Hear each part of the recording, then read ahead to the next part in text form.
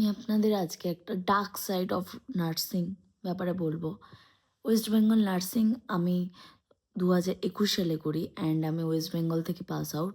So আমার registration হয়ে গেছে, সবই হয়ে গেছে, ঠিক আছে। এবার ফার্স্ট অফ অল আমি ভেবেছিলাম আমি গভর্নমেন্টে, ঠিক আছে, নার্সিংটা করে নিই, করার পরে গভর্নমেন্টে পেয়ে যাবো বা কিছু করব।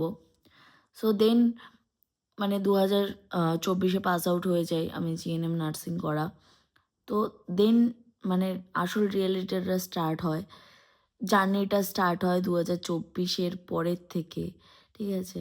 Like it's a hectic day, যখন হচ্ছে সিভি নিয়ে সারা কলকাতা, ওয়েস্ট বেঙ্গলের সব জায়গায় ইমেল থেকে শুরু করে সব জায়গাতে দেওয়া, বাট কিছুতেই হয় না। দেন আমার কিছু ফ্রেন্ডস হোক বা শুনি যে দালাল চক্রে বা কিছুতে 25-25K করে দিচ্ছে, ওরা দিয়ে ভালো ভালো জায়গা ওরা পেয়ে যাচ্ছে, রুবিস বা অ্যাপোলো সামথিং এরকম হসপিটালস।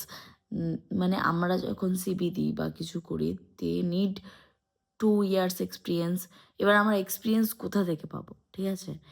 এক্সপিরিয়েন্সটা এতটা ম্যাটার করছে, বাট কিছু কিছু মেয়ে আমাদেরই ব্যাচে যারা দেখেছি করছি, তারা পেয়ে গেছে।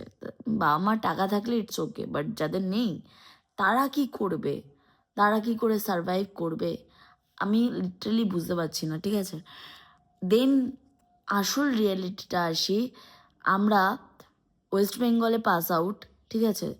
ওয়েস্ট বেঙ্গলে পাস আউট যারা হচ্ছে ধরুন অন্যান্য যে স্টেট থেকে আসছে, ব্যাঙ্গালোর বা এদিক থেকে আসছে, তারা কি করছে, নানা যে প্রাইভেট হসপিটালসগুলো আছে যে ছোটোখাটোর মধ্যে, ঠিক আছে, ছোটোখাটোর মধ্যে তারা টাকা দিয়ে পে করে দেন তাদের হচ্ছে সার্টিফিকেট, যে এক্সপিরিয়েন্স সার্টিফিকেটটা গ্যাদার তো করছে, ঠিক আছে।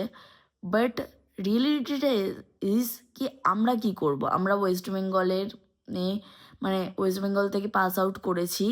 পাস আউট করার পরে আমরা 3 বছর ক্রমাগত 12 আওয়ার্স, 8 আওয়ার্স, 6 আওয়ার্স করে ডিউটি করে গেছি, ক্রমাগত গভর্নমেন্ট হসপিটাল থেকে ডিউটি করে গেছি, এক্সপিরিয়েন্স করে গেছি, এক্সপিরিয়েন্স গ্যাদার করেছি। সেই এক্সপিরিয়েন্সের কোনো ভ্যালুই নেই। হসপিটাল, প্রাইভেট হসপিটালে গেলে সেই এক্সপিরিয়েন্সের কোনো ভ্যালুই থাকে না।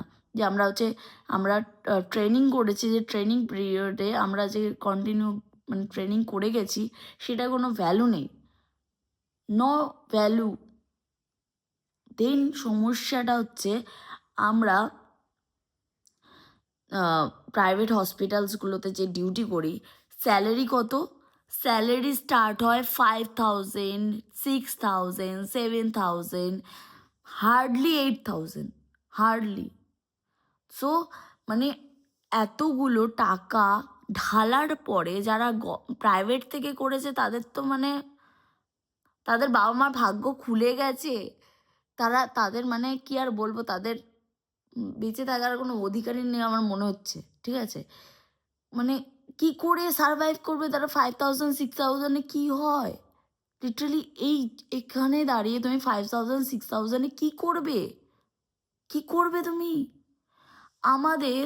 আমরা এত কষ্ট করে পড়াশুনো করে পুরো মেডিকেল যে পুরো কমপ্লিট করে এত ভালোভাবে পাস আউট করে, ঠিক আছে, আমাদের লিটারালি 5,000-6,000 করে আমরা মান্থলি 12 ঘন্টা ডিউটি করে।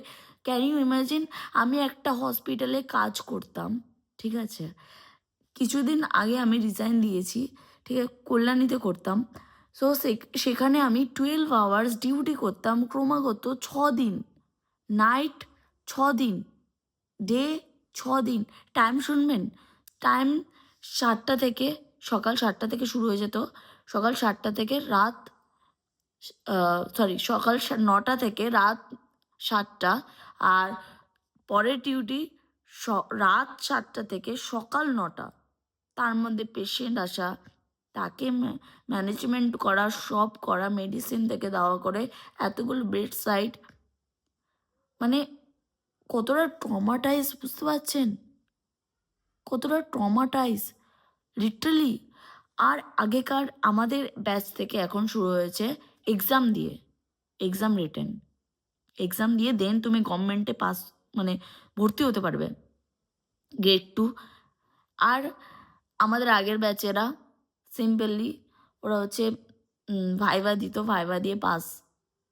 তোমার হচ্ছে কতটা তুমি পাস মানে করেছো, কতটা তুমি থার্ড ইয়ার বা কিছুতে তুমি টোটাল যে মার্কস যে ক্যালকুলেট করে দেন তোমাকে মানে কতটা তুমি ভালো, তোমার সাবজেক্টে তোমার নলেজ কতটা আছে সেটা তুমি ভাইভা দিয়ে বা কিছু দিয়ে তুমি প্রমাণ করতো।